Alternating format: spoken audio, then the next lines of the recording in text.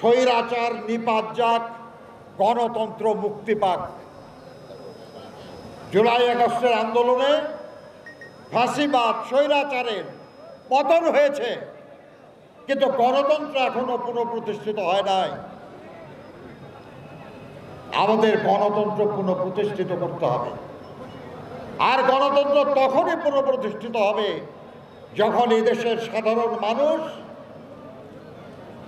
নিশ্চিন্তে, নির্বিঘ্নে, নির্ভয়ে তার পবিত্র ভোট যে আমানত, সেটা দিয়ে তার পছন্দের প্রার্থীকে নির্বাচিত করতে পারবে।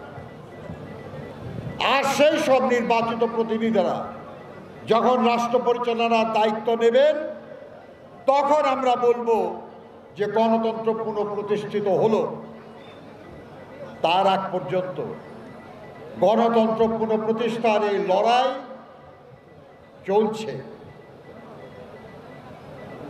বন্ধুরা আমার, আমাদের নেত্রী, দেশনেত্রী বেগম খালেদা জিয়া বলেছেন, আমাদের নেতা জনাব তারেক রহমান বলেছেন যে বাংলাদেশের মানুষ আমাদের ভালোবাসে, বিএনপিকে ভালোবাসে, বিএনপিকে বিশ্বাস করে। কারণ বিএনপি আজ পর্যন্ত কখনো জনগণকে পথে রেখে ক্ষমতার লোভে আন্দোলন ত্যাগ করে নাই, কখনো বিএনপি পালিয়ে যায় নাই।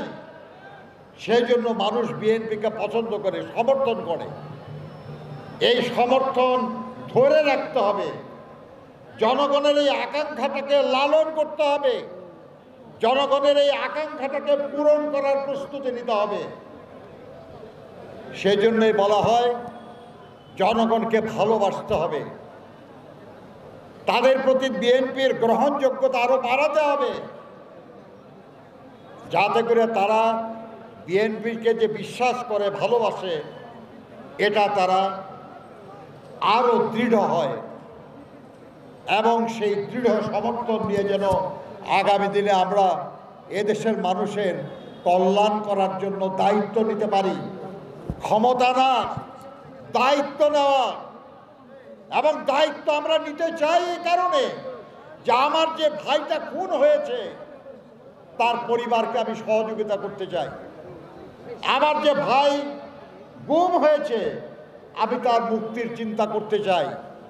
আবার যাদের বিরুদ্ধে মামলা মোকদ্দমা হয়েছে, যারা কষ্ট পেয়েছে, আমি তার পরিবর্তন চাই।